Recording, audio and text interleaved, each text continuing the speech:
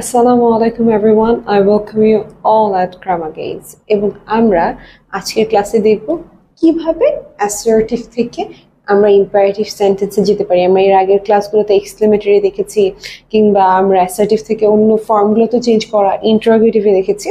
তো আমরা আজকে দেখব আমাদের assertive থেকে imperative কিভাবে নেয়। সো আমরা imperative সেন্টেন্স বলতে কি বুঝি, যে সেন্টেন্সগুলোর মাধ্যমে বা যেটার মাধ্যমে আমরা কি একটা আদেশ উপদেশ বা কোনো কিছু নিষেধাজ্ঞা দিয়ে থাকি, সেই ক্ষেত্রে আমরা কি imperative সেন্টেন্স ব্যবহার করে থাকি।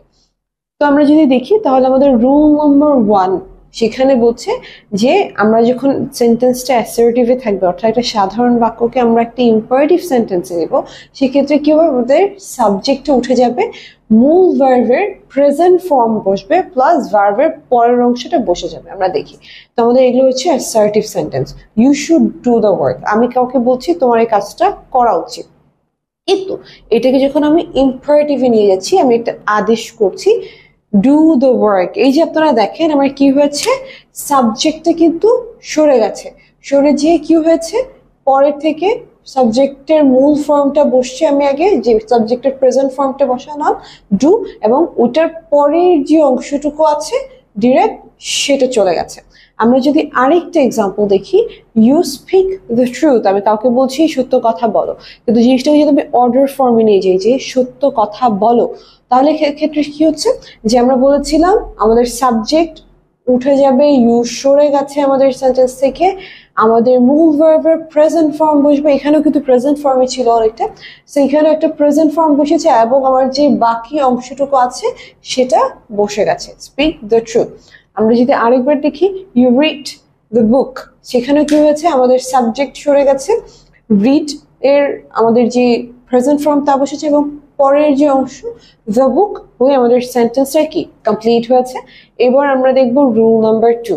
আমরা দেখবো আমাদের রুল নাম্বার 2, যেখানে বলছে যে অ্যাসার্টিভ সেন্টেন্সটা যদি না বোধক হয়ে থাকে, এখন আমরা দেখলাম যদি হ্যাঁ বোধক হয়ে থাকে, কিছু একটা করতে বলা হয়, সেক্ষেত্রে কি হবে। এখন আমরা দেখবো সেন্টেন্সটা যদি না বোধক হয়ে থাকে, অর্থাৎ নেগেটিভ হয়ে থাকে, সেক্ষেত্রে আমরা এটাকে কিভাবে ইম্পারেটিভে ট্রান্সফর্ম করব। তো প্রথমে বলছে যে ডু নট আসবে, ভার্বের প্রেজেন্ট ফর্ম বসবে এবং পরে ভার্বের যে পরবর্তী অংশটুকু আছে সেটা বসে যাবে। সেখানে বলছে you do not go out, আমি কাউকে বলছি কি তুমি বাইরে যেও না, নিষেধ করছি। তো সেক্ষেত্রে আমরা কিন্তু জানতাম যে আমাদের সাবজেক্টটা কি সরে যায়, এখানে আমাদের মূল ভার্বকে গো, সো গো এর কি প্রেজেন্ট ফর্ম বসে বাকিটা হয়ে যাবে। সো আমরা কি করব, আমাদের সেন্টেন্স শুরু হবে ডু নট অর ডোন্ট। আপনাদের মনে হতে পারে যে এখানে ডু নট আছে বলে এটা ডু নট হয়েছে, বাট অ্যাকচুয়ালি না, ডু নট কি রুলস এর কারণেই ডু নট চলে এসেছে।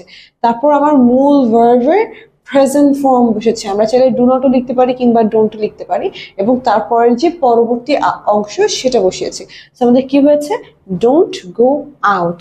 আমরা আরেকটা এক্সাম্পল দেখি, বলছে you should not give up, আমি কাউকে বলছি তোমার গিভ আপ করাটা ঠিক হবে না। সেক্ষেত্রে এবার কি হচ্ছে, আমরা আমাদের সাবজেক্ট সরে যাচ্ছে, আমাদের নিয়ম অনুসারে আগে ডু নট কিংবা ডোন্ট চলে আসছে, তারপর আমাদের মূল ভার্ব কি গিভ, সো গিভের কি আমাদের প্রেজেন্ট ফর্ম বসেছে এবং লাস্টে আমাদের up, don't give up. So এটাই ছিল আমাদের রুল নাম্বার 2।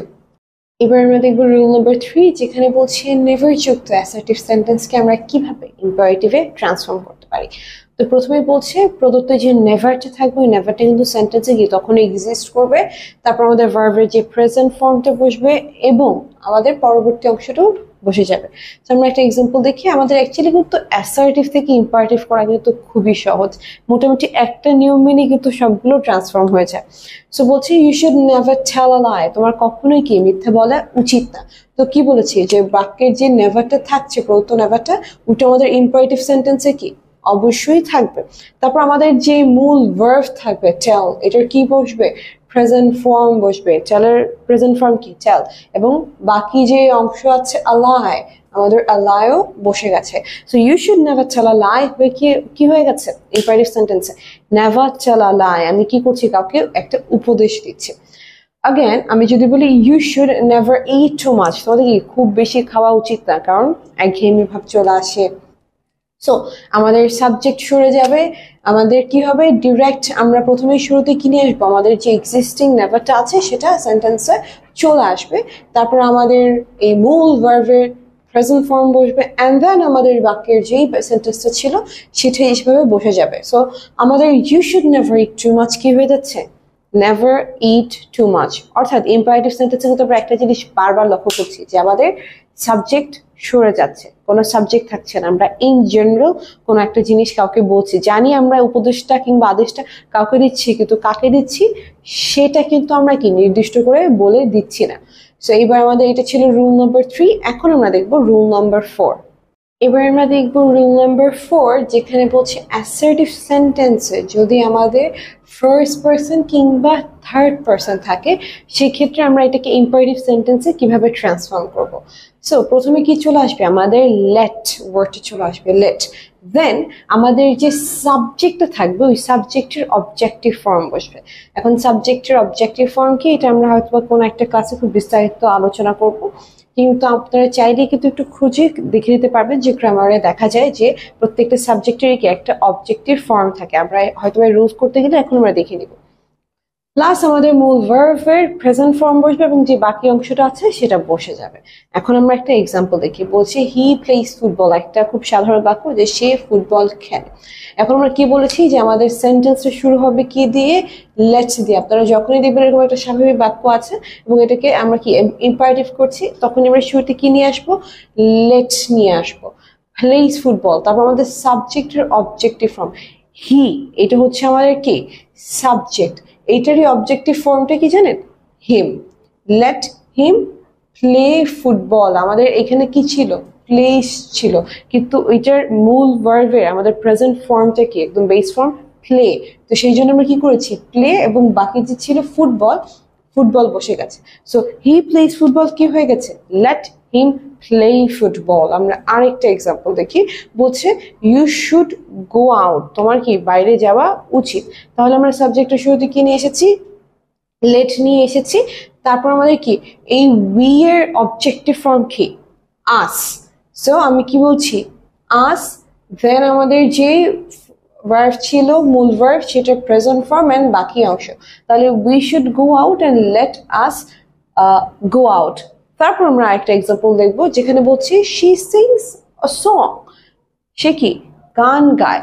তাহলে আমাদের প্রথমে চলে আসছে লেট, শি এর অবজেক্টিভ ফর্ম হচ্ছে হার, এবং আমাদের সিংস আছে কিন্তু এটার মূল ভাবে প্রেজেন্ট ফর্ম বেস ফর্মটা কি, Singh a song. So let her Singh a song. এখন আপনাদের মধ্যে পড়তে পারে যে এর আগের রুলসে আমরা এইটাকে ডিফারেন্টলি করেছিলাম যে গো আউট অর সামথিং, আপনারা সেটা উইনিমো করতে পারেন, বাট এইটা আরেকটু অ্যাপ্রোপ্রিয়েট হয় যদি আপনারা late us go out.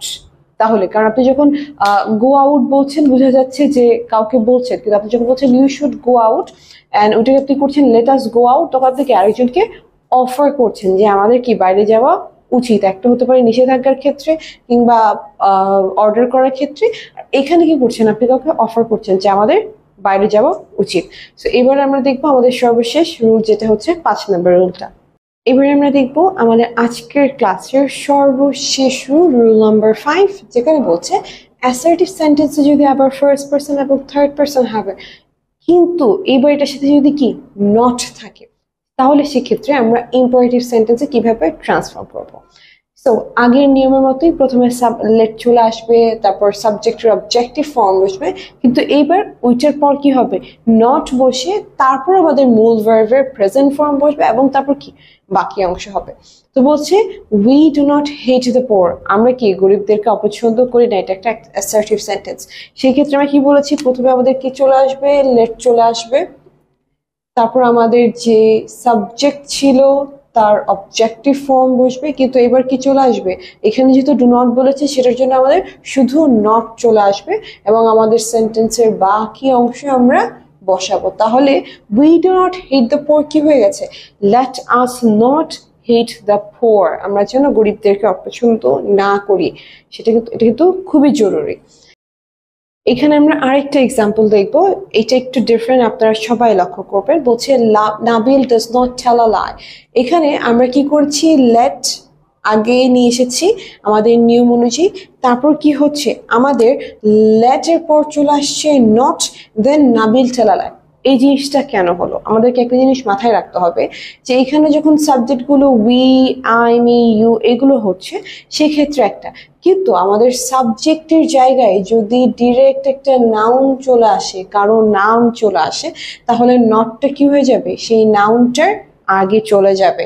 So late not Nabil tell a লাই, এই জায়গায় যেমন লেট আস নট, আমার আগে অবজেক্টিভ ফর্মটা বসেছে, তারপর নট বসেছে, কিন্তু এখানে যেহেতু আমার সাবজেক্টে কি ডিরেক্ট একটা নাউন এসেছে, একটা নাম এসেছে, তাই আমার নাউনের আগে নটটা বসিয়ে তারপর আমি আমার এই সাবজেক্টটাকে বসাবো নাবিল, এবং আমার তারপর যে সেন্টেন্সের বাকি অংশ আছে টেল আ লাই, টেল আ লাই বসাবো। তাহলে কি হয়ে যাচ্ছে আমাদের? Let not Nabil tell a lie. So I hope this class was helpful for you all, and we'll see you all in the next class.